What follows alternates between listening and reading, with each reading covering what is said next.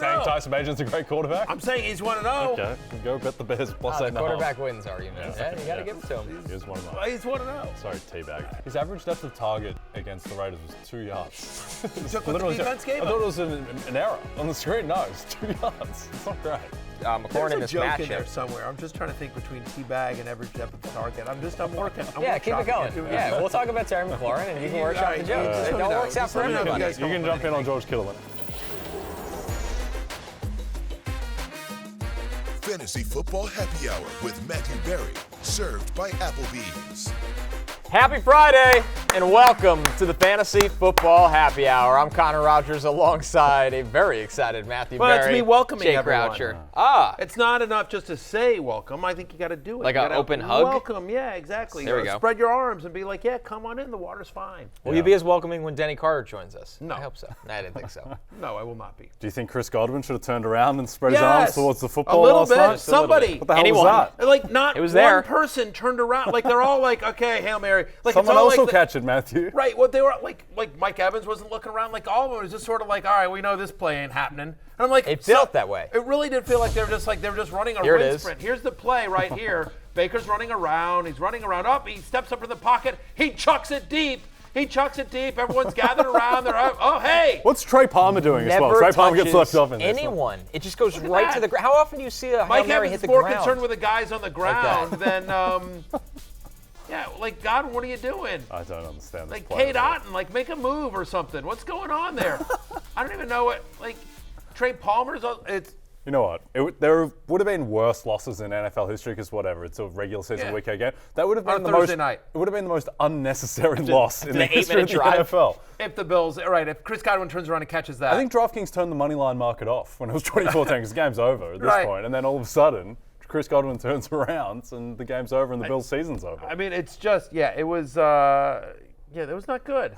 The whole thing was ugly. The whole thing was absolutely brutal. Luckily, no one listened to me and took the over on Mike Evans, right, on his receiving yards. We can't confirm. I don't know. I'm that. sorry about that. Well, by the way, he should have cashed that. By the way, so that was my best bet. Like your bet cashed. Baker Mayfield, Just. whatever. Never in doubt. It all counts the Never same. in doubt. It all counts Needed the those same. little yards at the end. Yeah, if you followed Jay Croucher's advice and you bet the over on Baker Mayfield's passing yards, that cashed. If you followed my advice and took Mike Evans over on the receiving yards, that did not cash, although it should have. Like, he was wide open down on the seam on the first route as well. He caught that ball that got called back due to holding as well. Like, it was a weird game plan from Mike Evans as well. I will say this, at least I cashed the Rachaad White over on the receiving. That part was right. He was on the love list as well. Looked so you're welcome, explosive, America. Rachaad White. We long talked about Baker Mayfield being good enough to provide value to his receivers. That might be starting to turn, Connor. He did not look good last night. He's doing the Sam Howell thing of it's like, okay, you watch a quarterback and normally just the beats in your brain. It's like, oh, now he gets rid of the ball, but he just doesn't. And then he's bouncing around. Really should have taken a safety in the end zone. I don't know what he was doing on that play. But I know he came in with injury concerns, but seems like it's going south for Baker and the Bucs. What's been the problem of his career? Is holding onto the ball, drifting, not comfortable in the pocket. That's followed him everywhere in the NFL. Yeah, listen, also been an issue in my career as well. I drift a little bit too much. Oh, I hold yeah. onto the ball a little too long. Every now and then. Can't get on my own way in the pocket. But look, on the road at Buffalo in a short week is tough for anyone, like in fairness. And to your point, Jay, like this was a must-win for the Bills. For the Bucs as well, but the Bucs don't have the same kind of season-long aspirations that the Bills do. This was a must, because I don't want to say their season's over, but given how well Miami is looking, last week notwithstanding, the fact the Bills needed to keep pace here. This is a game you can't lose if you're Buffalo. And for the Bucs, you're never out of it in the NFC South. No. You're never out of it. They could be 3-7 and they can lose still 6 win more the division. games. They still got a shot at winning the division. You always have a chance. In the NFC South. All right, let's break this bad boy down. All right, let's continue our Rotoworld player news. Obviously, the Bills hold on a last-second gasp, but they hold on. Josh Allen, big night, 31 of 40, 324 yards, 2 touchdowns. He throws the pick, but also more importantly, guys, he has the 7 carries for 41 yards and additional touchdown. My best bet that did hit was set at 21 yards. He almost doubles it. Yeah. So Josh Allen had cashed early for you. Good job, I needed one of them. The Bills total did not came in at 24 instead didn't make it to 27. But big night for the Bills offense, especially for Josh Allen.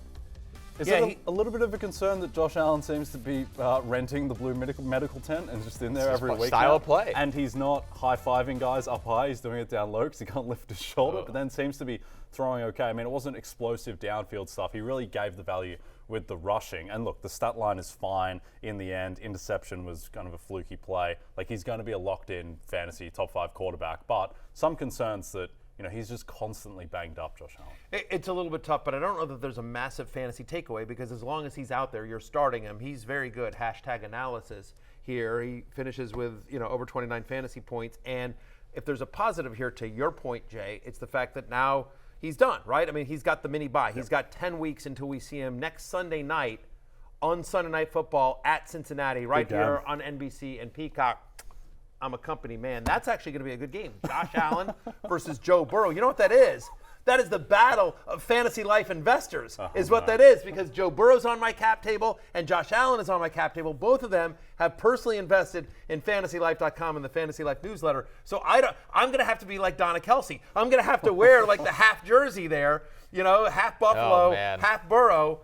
Never and half then, jersey. And I've also got Jamar Chase is also, by the way, an investor in Fantasy Life. Does that tip you to the Bengals then? Yeah. Maybe like 75-25 jersey, something like that. I might have to do that, or maybe like the sleeves or Bengals. I don't know. It's a tough one. Do you think that NBC should market the game as you introduced it? Yes. This is actually a good Yes. game. Hey guys, Bears Chargers last week, but this week actually a good game. The battle of the Fantasy Life investors. But by the way, who else is on the cap table? Who's on the investor table? Austin Ekeler. So he'll be on Sunday Night Football this week against the Bears at home. I think Ekeler has a huge game as well, but I'm all in on number 30, obviously. I don't have anyone of the Bears on my cap table, so, go Chargers, go. Okay. You could pitch to NBC for the Sunday Night Football promo featuring Fantasy Life investor Austin Ekeler in a very good game. I think they'll be very open to that. It'll be very exciting. Yes. Yeah. When they do the lineups, instead of showing PFF grade, it'll just be Fantasy Life investing yes or no. Just the percentage of the company they own, just where they are on the cap table. Yeah, that'd be great. I think the bigger story with the Bills pass game is that Gabe Davis has the bigger night because of the touchdown. He gets 12 targets, so does Stephon Diggs. Really, their receiving wasn't that much different, but Gabe gets the touchdown, so a bigger night for him. A couple of things here. First off, I think, and we talked about this on the call, but they have been trending. First off, we expect them to play more 11 personnel in this one just because Dalton Kincaid was their only tight end, right? No Quentin Morris, no Dawson Knox, exactly. But feels like, Connor, they've been trending this way for a while, right? Absolutely. This has been happening for the last couple weeks now when you follow the Bills' personnel packages. Their third straight game with at least 69% of the snaps being in 11 personnel. The previous 5 games, they had been below 56%. You look at the last 2 weeks, basically without Dawson Knox, they ran 11 personnel 75% of the time just against the Bucs. So this is who the Bills are becoming. This is what they want to be. This was really the plan, I think, when they originally drafted Dalton Kincaid, getting him up to speed. But having those 3 wide receivers on the field, having Dalton Kincaid on the field, this brings out a better Bills passing attack and is better news if you are rostering Bills players in fantasy. Yeah, and it feels like they should have done this previously because guys like Shakir are just better than Dawson Knox, and I think that this is their optimal state. And look, I think the other thing too is that they're just treating Stephon Diggs like he was Justin Jefferson and the offense just wasn't working, I think, and just having a bit more of an egalitarian offense, I think, will benefit them and clearly benefited Gabe Davis last night in particular. First off, you using the word egalitarian on the show cashes at plus 800. No one thought you were going to put that in there. So word. Nice job. It's a very strong word, and you pronounced it correctly. So kudos to you. But I think, to me, the most exciting thing is you're right. So they've been trending this way, and I think if you listen to the post-game press conference comments from Josh Allen, he talked about the fact that he liked playing that it was a short week, and he liked playing at a faster pace of play as well. And he talked about after the game getting other guys involved. Not just Gabe Davis, but also Dalton Kincaid. Let's take a listen. Or we'll just sit here awkwardly. Obviously hasn't been too involved with our offense in the last few weeks. But to get him going, again, helps take the attention off of 14. And once you get the attention off 14, that's when you can throw to him. So getting the guys involved, it's a great feeling. So, yeah, definitely a great feeling to get all the guys involved. So let's talk about it again. Stephon Diggs is always going to be the guy. 14 is who he's referencing, by the way. Stephon Diggs is number 14, for those of you who didn't put that together. But what's exciting to me is if you take the touchdown away from Gabe Davis, he's 8 for 83 last night. And so, I mean, this was the first time we saw Gabe Davis have a viable fantasy day without a touchdown. Now, he does score the touchdown, obviously, so it becomes a massive day. But prior to this game, when he doesn't score a touchdown, he's averaging 3.3 yards per carry. When he does score a touchdown, he's averaging over 18 fantasy points per game. But you're seeing it here on your screen. You're seeing just all the different ways they're getting Gabe Davis involved. Like it's a 1-2 drop, getting it out to him out in the flat, like trying to use his speed as well, just very quickly getting it out. Here's the touchdown, obviously, as well. Nice patience by Allen in the pocket right there to find Davis in the back right corner of the end zone, or left, depending on which way you're facing. Choose your own adventure. Choose your own adventure.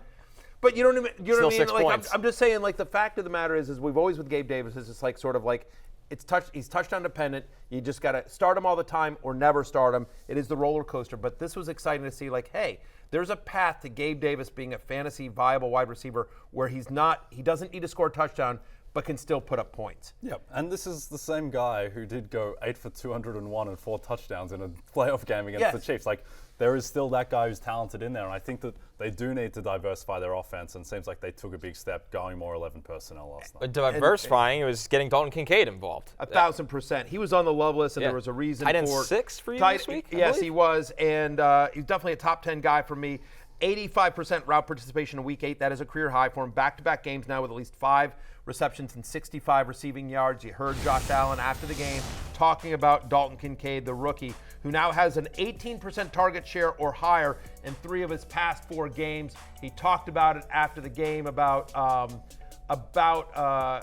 Dalton Kincaid and just what it meant to get him his first touchdown as well. And grabbing the touchdown ball. So we'll hear from Josh Allen in just a moment on why he ran down there. It was a pretty funny moment talking about his rookie season for Dalton Kincaid, who is currently on a really, really hot stretch over these last 2 weeks. So here it is. It's SFRs, right? Stupid rookies. So you never know what they're going to do on their first touchdown. So I stole it from him and made sure I got it to our equipment manager and Scobie, and Scobie's going to put it in a nice spot and laminate and put something pretty on it for his first touchdown, and he'll be able to keep that one. SFR, you missed. Go on. As much as a stupid rookie that he is, he feels like, and a lot of guys will say this, he feels like he's been in this league for a long time. He's a professional. He takes it very serious. I thought he stepped up to the challenge, and we're going to have to get him more involved in this offense as the season goes by.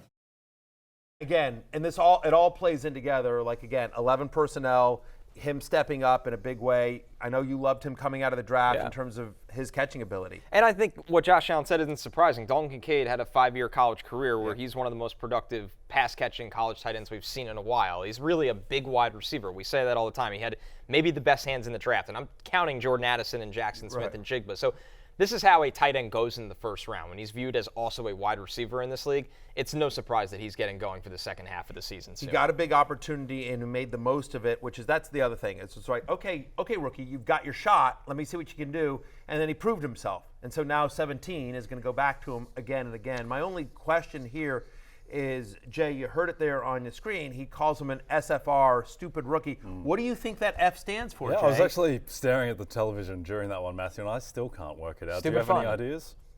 I mean, I think so. I think it's freaking. Yeah. Stupid freaking rookie. That sounds right.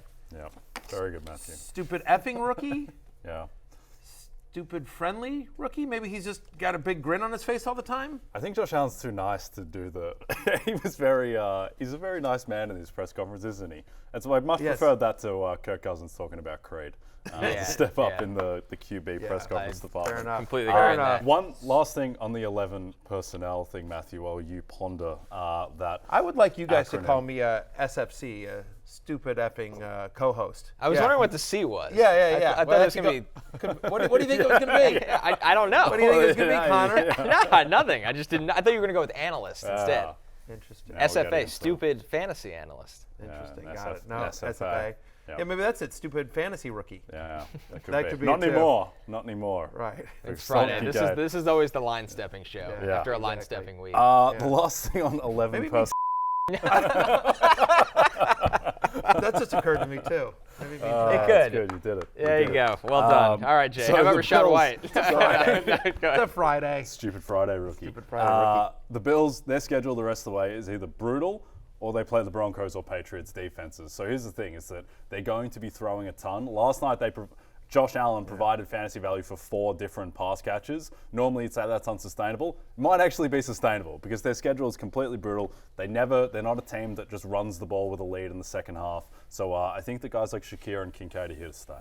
On the Bucs side of things, really the only thing here, guys, is, and you probably started Rachaad White if you were in this predicament, the receiving gets you a floor with Rachaad White. He catches 7 catches for 70 yards. He led the team in receptions, targets, and receptions this season now. Yeah, he was on the love list for that reason. We talked about this when we were talking about best bets. Ignore my Mike Evans over receiving yards, but concentrate on me saying that I thought I liked the over on the Rachaad White receiving, and I liked the under on the Rachaad White rushing. Both of those did cash as well. He now has back-to-back games with at least 6 receptions and at least 60 receiving yards, at least 16 touches in 6 to 7 games this season. Couple of things in his favor. Number one, he's a good pass-catching running back. He was last year as a rookie. He has been this year as well.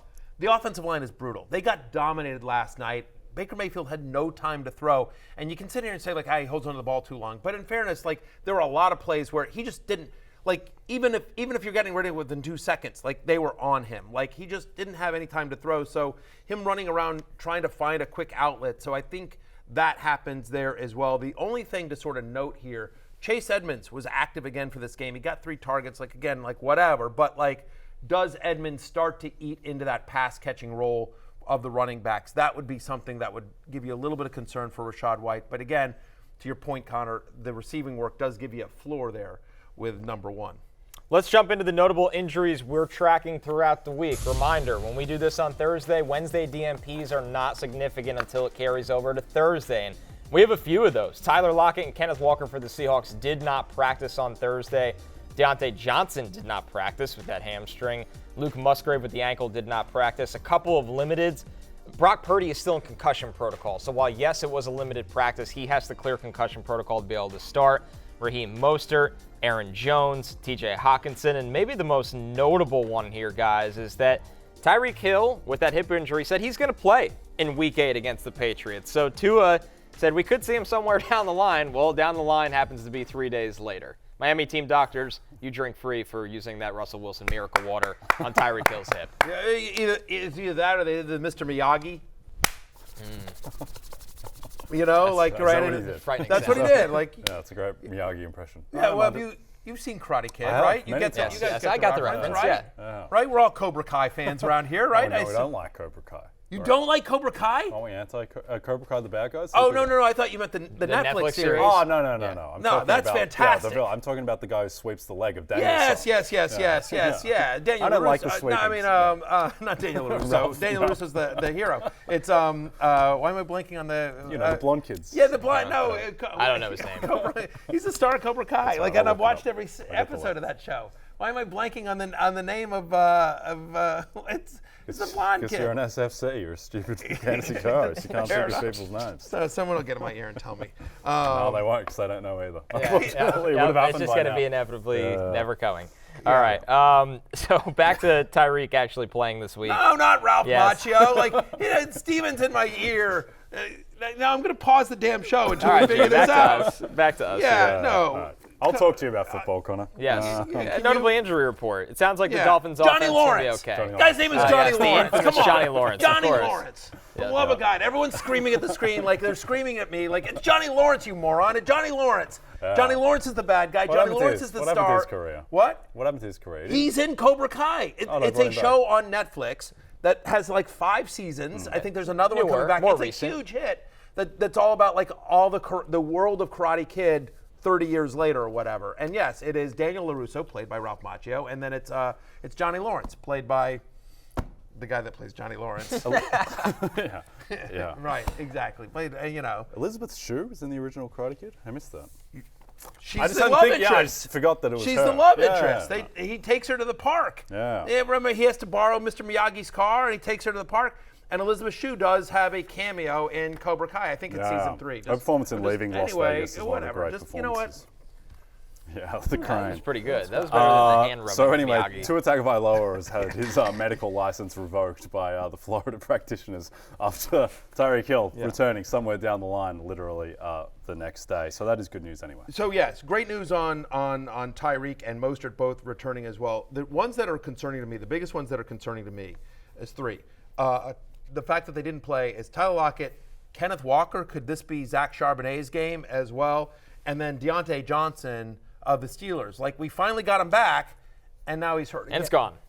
And now he's hurt again. So we'll see about that as well. Last thing is there's New York quarterback news. We did get some breaking news as we sat down to do the show today. Tyrod Taylor will start against the Jets for the Giants, which I saw the very positive response from Giants fans. That's a whole nother topic. But Daniel Jones, while he's been limited in practice, he has not been cleared for contact. And what was more interesting was Brian Daboll not being definitive on if Daniel Jones will definitely return this year. So this is from Pat Leonard. He's covered the Giants for a while. He said, so this is interesting. Brian Daboll cannot answer in the affirmative if Daniel Jones will be able to play again this season. This is different than how he had answered that question in previous weeks. Hashtag Giants. Hashtag Giants. Got to get it in there. Yeah, no, that's... I mean, obviously neck injuries, and not Daniel Jones' first neck injury. Very serious. Very serious. And this is a change in tone. I don't know if that has to do with the team having more success with Tyrod or if this is worse than they thought for Daniel Jones. There's a lot going on here, and quite frankly, we don't know what the future holds for Daniel Jones this season. A lot to unpack here. Connor, you're in the prediction business. Who do we see first this season? Daniel Jones or Aaron Rodgers? Wow. Among New York quarterbacks. I still lean Daniel Jones. Aaron Rodgers is trying to test modern science, and the Jets need to make the playoffs, which is not a gimme right now. Yeah, but you are an SNY. You do the pre and post game of the Jets show. Somebody is going to cut this and clip this and tag Aaron Rodgers in it. I'll still say, great. This is a challenge. Okay. Daniel Jones, absolutely Daniel Jones. There's no shot Aaron Rodgers can make it back before Daniel Jones. I don't believe it at all. Yeah, to be fair, no one's ever injected ayahuasca into their Achilles to repair the tendon, so you never know with Aaron Rodgers. But yeah, I just think, look, Daniel Jones could be back in a week. He could be out for the season. I don't think there's any certainty. It's just a guessing. Is Brian Daboll using the Tua timeline? Right. Somewhere down the line. You know, anyway, we don't mean to joke about Daniel Jones' injury. That is serious. We feel bad for him. Get better soon, Daniel.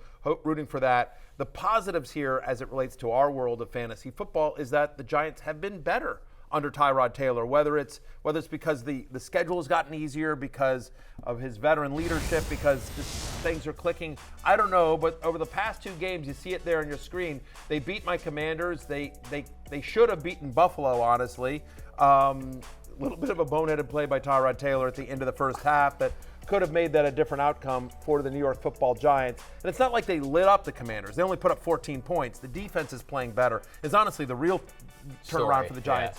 Is the turnaround. But the fact of the matter is I think for our purposes, it feels like, if nothing else, Tyrod Taylor seems to have unlocked Darren Waller. Yeah, I mean, Waller's, after a slow start to the season, Waller's had a really nice couple of games here for the Giants as well. We've started to see some Wan'Dale Robinson, Jalen Hyatt, who you and I both like as well, start to come on. So I think fantasy-wise, Tyrod Taylor is somebody that we think has some fantasy value, obviously, because of both the legs and the arm. Last 2 weeks, he's averaging 16 fantasy points per game. So, listen, if you're out Brock Purdy this week and you need a guy, like, again, it's not, you don't love the matchup against the Jets, but Sauce and DJ Reed will play. That's official as of today.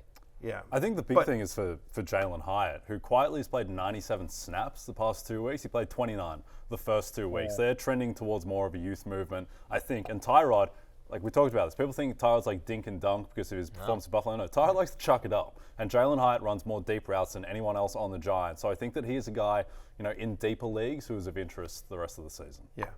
And by the way, if you have Daniel Jones in a league, which I do in 2, like, go grab Tyrod if there's no one of it. If you're in a Superflex league, the 2 leagues where I have Daniel Jones, it's Superflex leagues, and so I went out and grabbed Tyrod Taylor. By the way, last thing before we go to break, William Zabka is who plays Johnny Lawrence. William Zabka, Billy Zabka. wouldn't Come know on, that like one. he was the bad guy. He was the bad guy in so many movies in the '80s, especially The Karate Kid. And now, if you watch Cobra Kai, it's kind of a redemption story for the character of Johnny Lawrence. And even one more bit of news. We're not going to break. Are you after sure? This. I'm positive. We have one more piece of injury news, and then Denny. You tried to axe the Denny segment. Look, here's the thing. You tried to axe Kyler Murray and Denny Carter. Yeah, and no one's ever done that double. And I said the F word on air. I'm amazed. Honestly, they're showing just a gray screen. We're just talking to ourselves. We're not even on freebie We're not even on air, right? Exactly. Talking amongst Absolutely ourselves not. about Jalen No, Hyatt. yeah, they're running a best of the happy hour. Is what they're doing. They're running some best of or something. Yeah. All right, last bit of injury news. I thought for sure we were going to a break. Kyler I feel like we've been talking for 1,000 years. To go. Kyler Murray, Steven got my ear and was like, we're not going to break. You're not going to break. Kyler Murray was removed from the Cardinals' Week 8 injury report against the Ravens. This does not mean he's starting, by the way. They have not announced that he's starting, but he's no longer on the injury report. Okay, can I ask a question here? All right, I'm going to ask a question. Sure, go ahead, Matthew. It's Why- your show. yeah, Yes, thank it's you. your Exactly show. That right. could or You could got not a break be on whenever you air. want, apparently. It's my last show. Let me have my last show here, exactly. And I just want to say this. I think the show will be in good hands. The two of you and Lawrence, when I'm done or whatever it is, come visit me like at my nursing home or wherever they put me. All right, here's what I'm going to say. You made me lose my train of thought. No, here's what I was going to say. Kyler Murray is available in more than 50% of leagues. I tweeted this yesterday. I haven't looked at it this morning, but when I tweeted it yesterday, he was available in like over 60% of Yahoo leagues, over 70% of ESPN leagues. Like, what am I missing? Kyler Murray, in the 10 healthy games he had last year, averaged 20 fantasy points per game. He's averaged at least 20 fantasy points per game every season he's been in the NFL. We've seen Josh Dobbs have success in Arizona with this offense, with Hollywood Brown, with Michael Wilson, with the tight ends, in a so-so running game and a bad defense. If Kyler Murray's out there, and again, last week they started the 21-day window for him to return. So they're going to put him on the active roster. Like, I don't see him sitting there holding a clipboard for Josh Dobbs. They wouldn't have. He wouldn't be out of practice. He wouldn't be off the injury IR list if they didn't want to play him, right? Why use the roster spot if he's not going to be out there playing? So the fact that he's got no injury designation whatsoever, again, it's probably still Josh Dobbs this Sunday, but like next week, I think it's Kyler Murray. And I don't know why anyone wouldn't pick him up, even if you've got Josh Allen, even if you've got Lamar Jackson or Jalen Hurts. Pick him up because then he's a usable asset that you could either trade him after he comes back and has a good game or two, or trade your superstar. Because I think Kyler Murray is going to be a top 10 fantasy quarterback. Yeah, I was going to say, like, as soon as he starts playing, he projects as like QB7 the rest of the way. He was QB4 on a points per game basis in 2021. He wasn't that far off that when you take out the injury last season. Like, he's a monster, and he has weapons, and he uses his legs. I don't really understand the dude. Yeah, and I'm curious to see what it does for Michael Wilson in that offense, too. I mean, there's a lot trending upwards for Arizona's offense in fantasy when he comes back. 1,000%, and they'll get James Conner back in 2 weeks as exactly. well. We think, so I was just shocked when I looked up the roster percentage of Kyler Murray in a bunch of leagues. He's gone in every league that I either have him in a league or he's rostered by somebody else in a bunch of leagues. He was drafted in most of the leagues I have, but I think there are leagues where he either wasn't drafted or he was dropped for people that needed roster space, especially maybe out of Buy-Mageddon, not thinking he was coming back. I don't know, but pause this. See if he's available in your league. Go get him if he is. And with that, let's get into our Friday staple as we welcome on Are we Denny. going to a break? No break. Are you sure? I'm positive. Denny Carter is on standby. Carter, There he is, repping Rotoworld with the shirt today. Denny Carter joins us to go over the regression files, players who are overproducing or underproducing based on their workload, playing time, and opportunity. Denny, always great to have you on, despite what Matthew might say. Yeah. Hey, Denny. Listen, I was among the people screaming Johnny Lawrence. Thank you. Scream while you Of guys are course. struggling. Hey, Denny, And we need you to. I think Steven heard me and relayed it.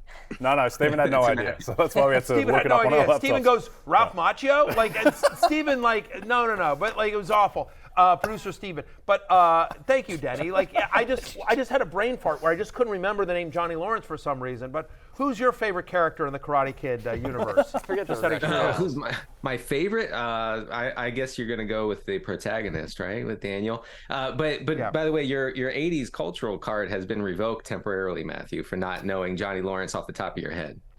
Tough scene. It's a tough scene. Yeah, But it's fair. running out of I'm things. tough but fair. You know what you are, Denny, and let's be honest. if what people remember out of this show is that I forgot the name Johnny Lawrence for a minute, and they don't remember the fact that, I took the over on Mike Evans' receiving prop from last night, then that's a good thing. Then that's a positive. Then I've accomplished my job here. Overshadowing the F-bomb that could have gotten. Or the F-bomb. I mean, I don't know if you saw, but I did see that. I pulled a Chris Sims and just, I was like, whatever. Sims curses all the time. Like, they can't get rid of me. I played quarterback in the NFL too. Let's go. Right. I'm NFL royalty, right? Like, my dad's a Super Bowl winning quarterback. Oh, wait. No, none of that's true. All right. Well, listen, I had a good run, Denny. I hope you take good care of the show with Lawrence, Connor, and Jay here. So, all right, Denny. How about a negative regression pick to kick things off here for the week? All right, look, Tua was my cover guy on the Regression Files this week, and it's not because he's not going to be fantasy relevant going forward, but I just wanted to point out to folks that Tua has been running super hot, especially where it counts the most inside the 10-yard line. He's tied with Justin Herbert and Patrick Mahomes for the most inside the 10 pass attempts this year. More than half of his touchdowns have come in the green zone inside the 10. And here's the thing, though, guys. The Dolphins' offense is not particularly pass-heavy in the red zone. In fact, they're in the bottom half of the league. They're around like where the Texans and Falcons are, the Seahawks. Like they're really establishing the run in the red zone more often than not. So I don't know if Tua can keep up this pace where he's just getting these easy touchdowns. I'm not saying, again, he's going to be relevant. I just think you have to kind of adjust your expectations going forward. All right, well, let's flip on the other side then, and how about one that goes in a little bit more of a positive light? Yeah, well, this is tough to say after Derek Carr dropped back 59 times and scored like 16 fantasy points last week against the Jaguars. I'm still tilting over that one. But, the Saints offense has shown that they are willing to drop back and pass it when they have to. The fact that the entire plane is made out of Alvin Kamara dump-offs is another thing entirely. But Carr should have regression on his side in the coming weeks, especially against the Colts. Kind of soft secondary here. Carr has only thrown a touchdown on 2.4% of his throws this year. That's well below his career rate of 4.5%. So I think we should see the touchdowns coming. Hopefully that's good for Chris Olave. Hopefully it's good for Michael Thomas. I see better things coming for Derek Carr. Barry, who'd you go with on Denny's Regression Files this week? Yeah, well, I'll stay in New Orleans with Taysom Hill, which is, so yeah, again, negative regression here. I mean, the fact of the matter is that I know he's been a quote-unquote usable tight end, even though he doesn't really play tight end, but the fact of the matter is weeks 4 through 7, he's gotten 15 targets, he has the 107 receiving yards, but part of the issue is, so no Jamal Williams in terms of, so I think with Jamal Williams back, maybe he takes some of those goal line carries that we've been seeing Taysom Hill get, and also more importantly, Juwan Johnson. So Juwan Johnson's been out since week 4, right? He returned to practice this week in a limited fashion. We expect him hopefully active on Sunday. Prior to his injury, Juwan Johnson had a 70% route participation. So if you think about weeks 1 through 3 when Juwan Johnson was active, Taysom Hill was running under 8 routes per game, had just 4 total targets, 8 receiving yards. Like, you know what I mean? Like, I get it. It's tight end. We're all desperate. Yeah. But Taysom Hill remains like just a tight end or bust, and he just doesn't have as nearly good a chance to score a touchdown or be as fantasy relevant with Juwan Johnson and Jamal Williams back, in my opinion. Right. I agree with your call on the list there, Denny. Yeah, look, Taysom Hill for 2 weeks had 2 things going for him. He actually was used as somewhat of a traditional tight end. He wasn't running a ton of routes, but about 50-60%, depending on the week. He saw 13 targets over the past 2 games, and he was also getting those goal line touches. And we saw him score a goal line touchdown against Jacksonville last week. So you combine those 2 things. If he had that role locked in for the rest of the season, honestly, guys, I would rank him above everybody but like the elites, like the Kelseys, the Hawkinsons, the Andrews, right? And that's it. But he's going to lose that. He's going to lose the easy stuff, those receptions near the line of scrimmage, because Juwan Johnson is coming back. Not to say Juwan Johnson's a great fantasy option. He's not. He's like a deep league, desperate kind of situation. But that really crushes Taysom's fantasy prospects. Jay, what about somebody on the more positive side here? Yeah, Denny, I enjoyed your write-up on Joe Mixon, particularly like the reference to the Overlook Hotel. Yeah, thank you. Matthew has spent much of segment 1 unhinged like Jack Nicholson in The Shining. Joe Mixon, you expect that he's going to get more touchdowns going forward based on the amount of carries he's getting at the goal line? Yeah, I mean, he still has all of the green zone rushing attempts for Cincinnati. Like, nobody else in that backfield is seeing those extremely high value touches.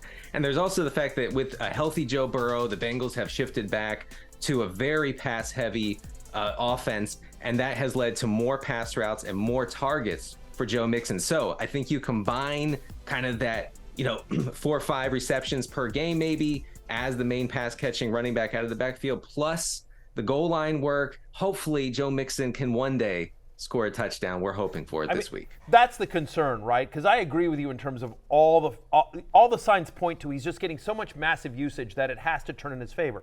The problem that's working against him is he's just not good. So that's like there's just there's a right like they keep giving him chances at the 1 yard line. He can't convert. He can't convert. He made my hate list this week, honestly, Denny, just to be honest. Now, listen, I have him at running back 17, so I still am as a starter, even in a 10-team league. So I think you and I are on board. And I agree with you. Positive regression is coming. It just has to, given his usage and the skill of that offense. I'm not 100% convinced it happens this weekend against San Francisco. Niners allow the 5th fewest rushing yards per game to running backs. After last week, I feel like the defense is like, hey, Minnesota, we've lost 2 in a row. We might be without our starting quarterback. We might be without our left tackle. We're definitely without Deebo Samuel. Hey, defense, this is us. We've got to gut it up here, and we've got to carry this one for the home team. So that's my only concern there. Yeah, the matchup stinks, no doubt about that. But we might get Joe Mixon tripping over his own feet, falling into the end zone once, and we'll take that. There's the positives here. To your point, is they're off the bye. They've had 2 weeks to sort of fix this offense. We expect a fully healthy T. Higgins. We expect a fully healthy Joe Burrow out of the break. And again, they've had 2 weeks to prepare specifically for the 49ers. So hopefully, they know that they need a balanced offense to get things going. So I appreciate that. One other thing for you, Denny. Just one last question for you. Have you noticed? Because I know you are a stalwart of the fantasy industry.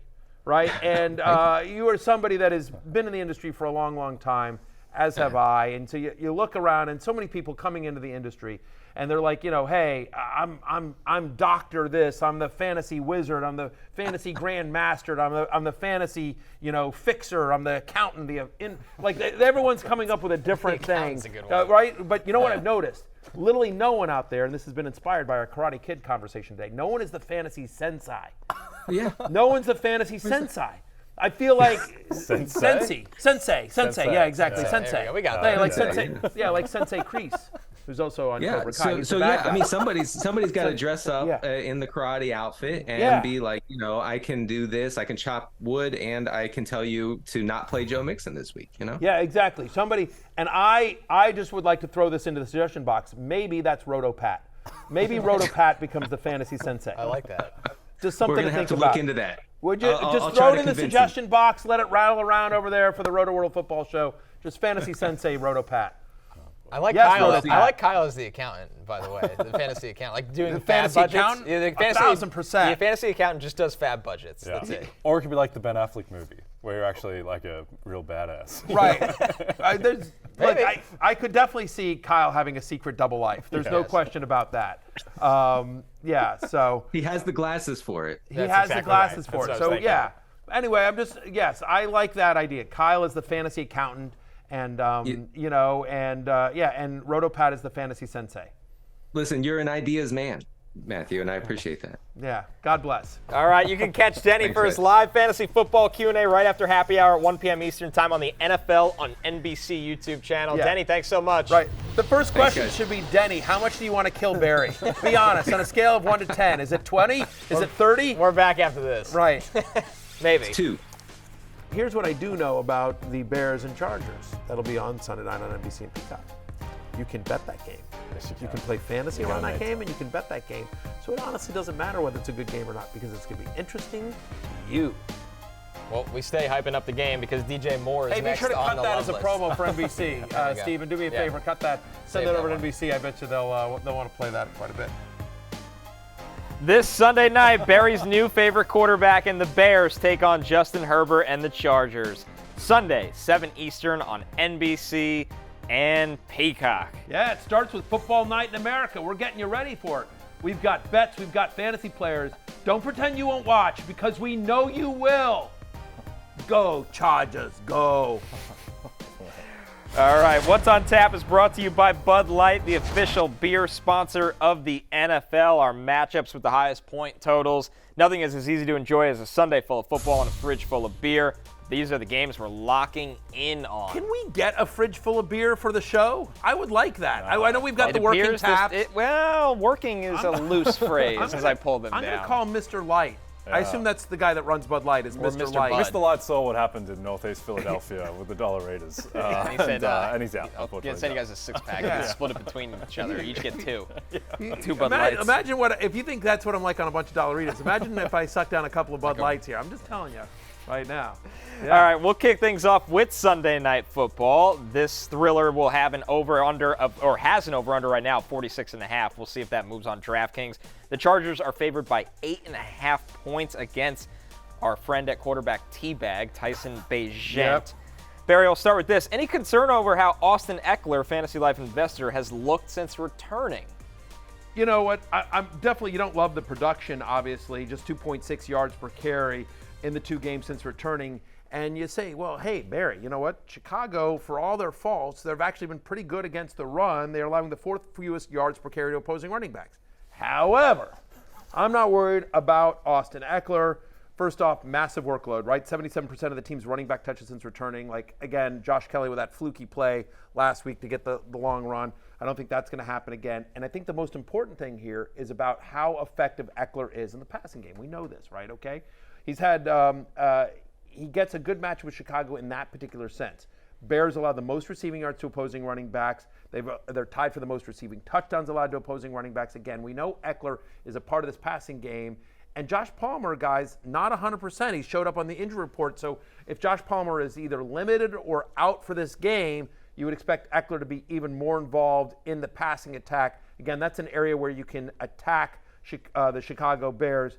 I'm Ekeler at running back 3, and not just because he's an investor in Fantasy Life and FantasyLife.com. Yeah. I am a little concerned that he keeps on limping. That's a problem. But outside of that, the thing with Ekeler and this Chargers offense, past 2 weeks since he's come back, they played the Cowboys and the Chiefs defenses. These are 2 of the 6 best defenses in football.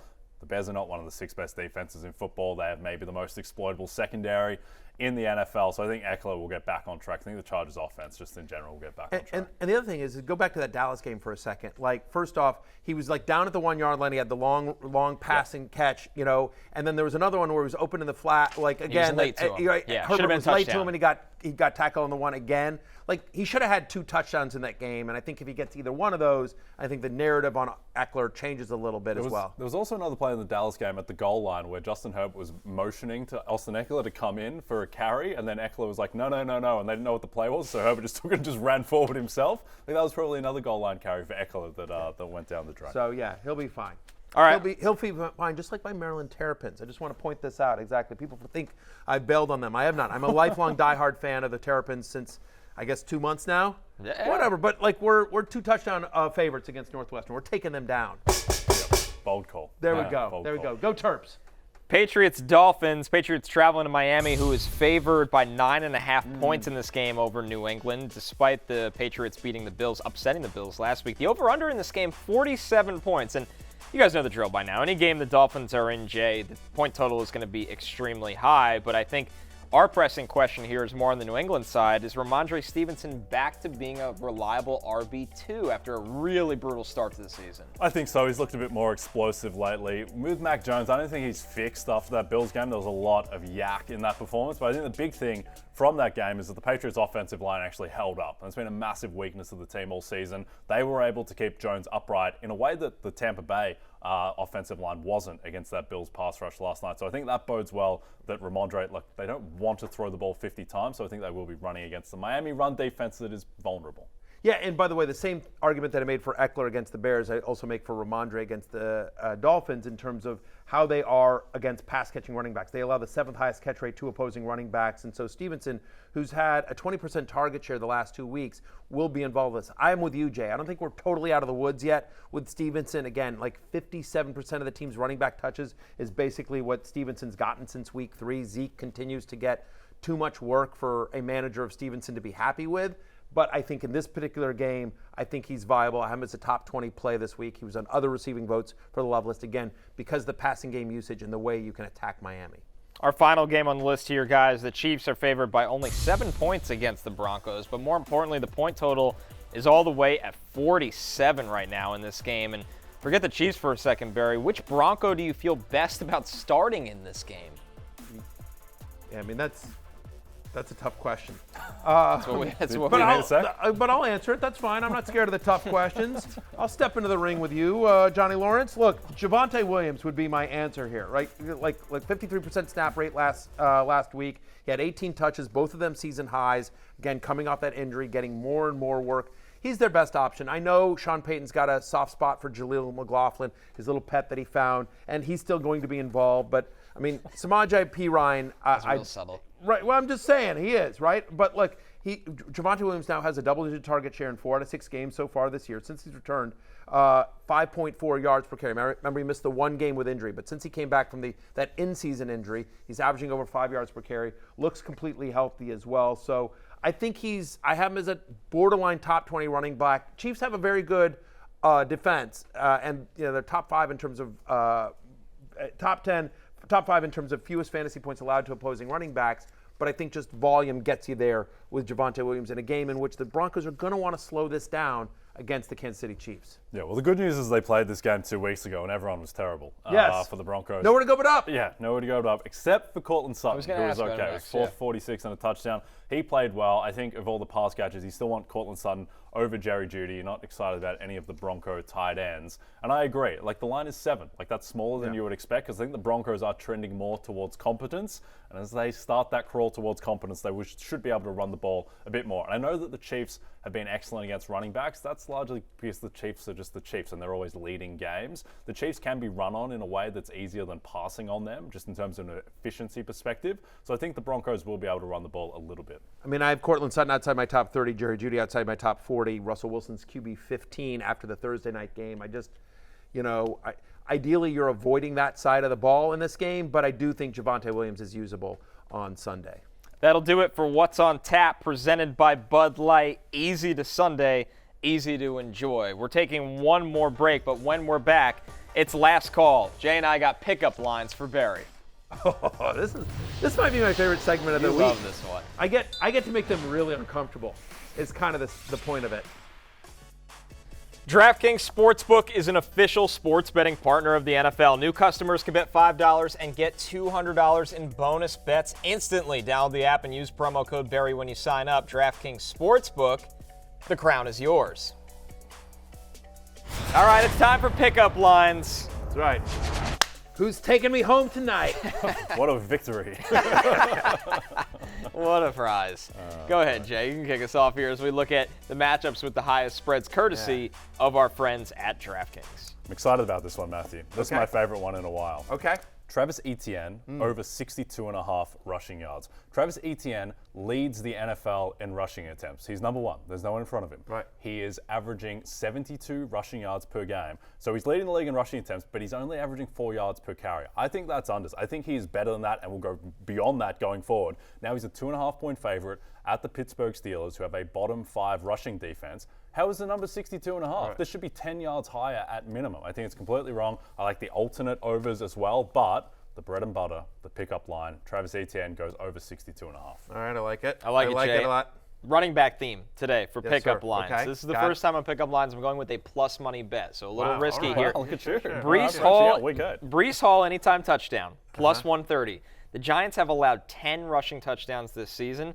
The Giants' run defense has given up the most explosive runs in the NFL with 26, a run of 10 or more yards. 26 explosive runs they have allowed. Breece Hall, one of the kings of the explosive run play.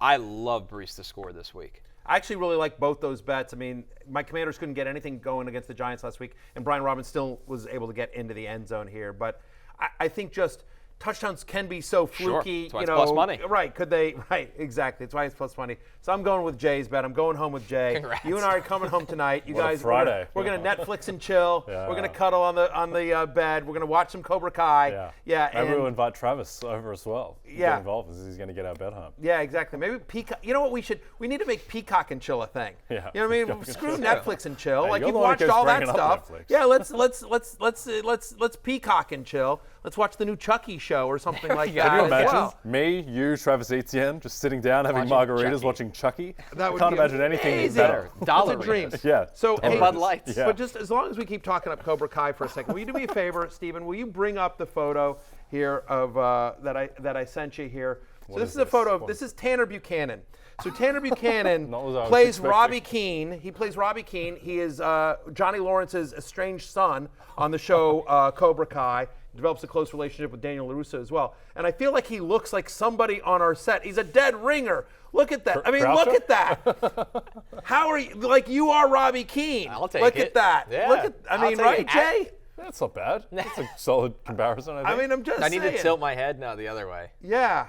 Something like that. Exactly. And you need to learn karate because he's a really badass karate guy. Connor benches more, though. That's the problem. I need to lose a little bit of weight and then yeah. karate for sure. But anyway, but on the show, he's a misunderstood youth. He's very booty. Much like Connor. Very like Yes, Connor. I I mean, was it gonna really say. is. Yeah. It's all making sense now. Yeah. You might pretty have right. Yeah. It's just it's a whole journey that goes on with Robbie Keane. The character's name is Robbie Keane. The character's name is Robbie Keane. Okay. Yeah, he falls Robbie Keane's under very this. He famous falls soccer under. striker. Used to play for Leeds United. Interesting character arc for Robbie Keane. I like it. Exactly. Well, he falls under the spell of the evil sensei, and there's a whole arc that goes Huge on with parallels to Connor falling under I'm the just evil saying. sensei Here we spell go. of Matthew It's all Barry. making sense now. him. I mean, I'm just saying. We're still here. Yeah, I may not be. Hey, by the way, last thing here, just to finish up with some actual news. Jerome Ford returned to practice. Like, we thought he was going to be out for a shock. couple of ways. Like, he's now listed as questionable. So there's a chance that Jerome Ford plays on Sunday for the Cleveland Browns against Seattle. Not a great matchup. They're a top 10 run defense, but still, you'd prefer Jerome Ford out there rather than not, especially with P.J. Walker under center for the Browns. They're going to need to find a way to move the ball against Seattle. These guys will be back for fantasy football pregame, 11 a.m. Eastern time, of course, on Peacock and YouTube. That is and it the for NFL us. on NBC YouTube channel. Yes. Jay definitely will be. Yes. And Michael Smith. We'll see about me. HR might be waiting for me. But it's closing time, which means you don't have to go home, but you can't stay here for Jay Connor. And for the entire cast of Cobra Kai, I'm merely Matthew Berry and Denny Carter. Peace out. Hey, it's Matthew Berry from NBCSports.com and Rotoworld.com. And I want to thank you so much for watching whatever it is you just watched. Or if nothing else, being too lazy to click out of the autoplay after this video started, after whatever it is you actually wanted to watch finished. But now that you're here, I'd like to take a moment here to ask you respectfully now, okay? I'm asking you respectfully to subscribe to the NFL on NBC YouTube channel. You'll get the latest Rotoworld fantasy news headlines, all sorts of great shows, including my own Fantasy Football Happy Hour. So go subscribe now. Again, I'm asking respectfully.